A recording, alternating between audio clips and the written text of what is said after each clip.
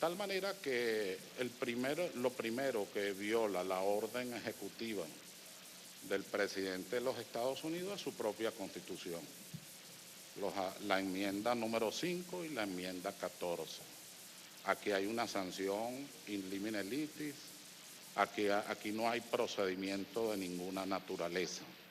Simplemente se culpabiliza a unas personas, se les expone al desprecio público mundial y además se acompaña de una amenaza directa al Estado de Derecho, al Estado social y democrático de Derecho y de Justicia de Venezuela. Eso nos lleva a una segunda línea de reflexión, la extraterritorialidad de la ley. Es verdad que en los últimos tiempos avanza el concepto de extraterritorialidad frente a la soberanía del Estado, pero ¿cómo avanza? Avanza a través de tratados, avanza a través de acuerdos de naturaleza judicial, acuerdos de naturaleza policial, acuerdos de naturaleza administrativa. Ninguno de esos acuerdos aparece en esa orden ejecutiva ni puede aparecer porque no existen.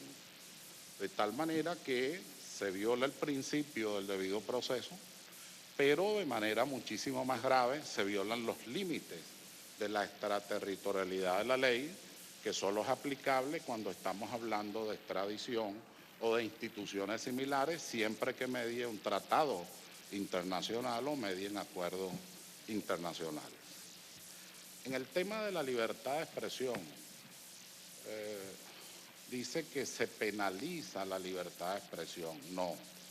Lo que se establecen son límites razonables en el sistema penal, siempre respetando el principio universal del nullum crimen, nulla pena sine lege.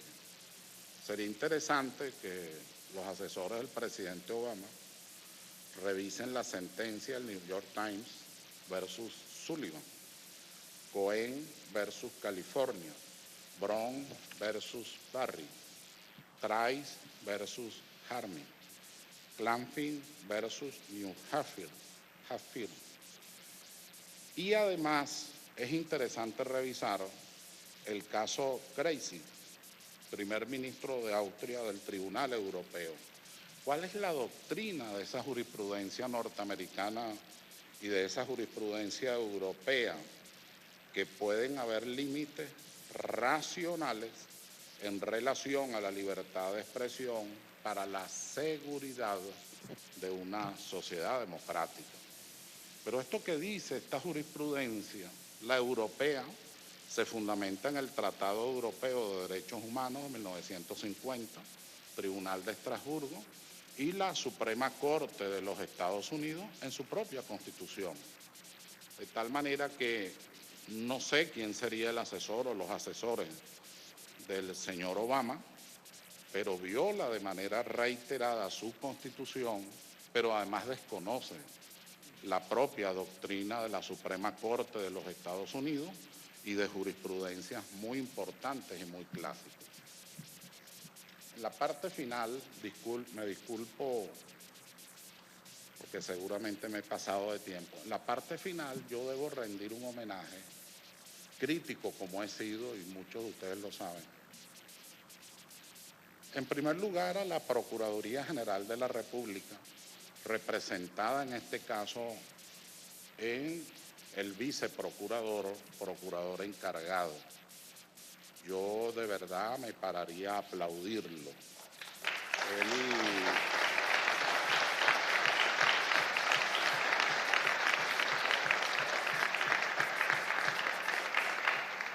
Él logra con su equipo una gran arquitectura jurídica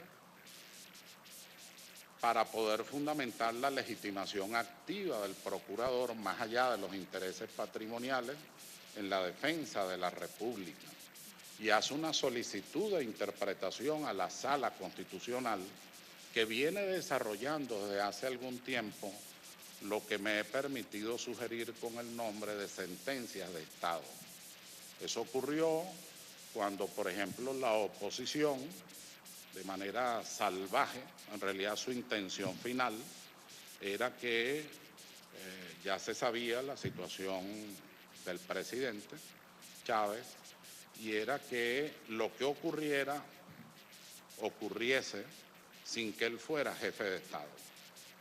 Y se llegó a esa barbaridad de afirmar que como no se podía juramentar en la fecha señalada en la Constitución, entonces eso era una especie de revocatorio. Imagínense ustedes, el no asistir al acto de juramentación era una especie de revocatorio del mandato popular de una persona que había ganado sobre más de 1,5 millones de votos. Es una cuestión verdaderamente increíble desde el punto de vista jurídico del análisis constitucional que aquí había que hacer. Esa fue una sentencia de Estado que garantizó la indemnidad de la República, que respetó la institución presidencial y que complementó, porque es que nadie puede plantearse que una constitución abarca toda la realidad política y social de un país, no la puede abarcar.